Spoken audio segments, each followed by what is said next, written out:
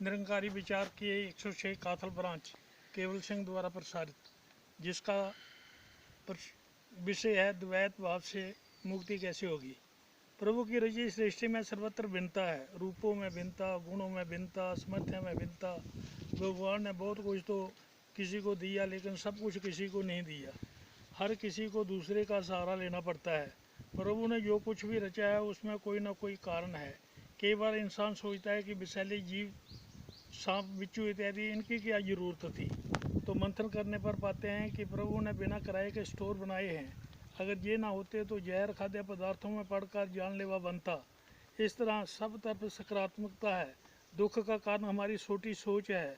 हम अपने से आगे वाले के प्रति ईर्ष्या रखते हैं जबकि श्रद्धा रखनी थी, और पीछे वाले के प्रति कठोरता रखते हैं, अहंकार रखते हैं जबकि जरूरत दया की थी।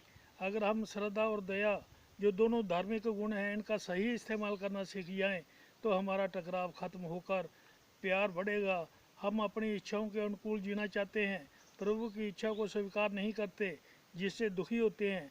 हजरत ईसा ने इस ढंग से लोगों को समझाया कि इंसान तो सोच, सिर्फ तेरे पास सिर होता, पाँव नहीं होते तो क्या होता, सिर्फ कान होते, जुबान नहीं होती तो क्या होता, आँख होती, नाक नहीं होती तो कैसे जीता। बाप प्रभु ने जैसे शरीर की सुंदर रचना की है, वैसे ही संसार में जिसे जो कार्य सौंप दिया है उसे प्रभु की इच्छा मानकर स्वीकार करो। प्रभु से गिले शिकवे ना करें, धन्यवाद करें। अगर कोई बड़ी उपाधि दी है तो अहंकार ना करें, फूले ना कि यह कार्य मेरे सिवा कोई कर ही नहीं सकता। अगर ये कीड़ी से हाथी मरवा सकता है तो क्या ये किसी से भी कुछ भी नहीं करवा सकता। हमारी छोटी सोच और अहंकार ही द्वैत उत्पन्न करते हैं, जिससे इंसान प्रभु से टूटा रहता है और दुखी होता है।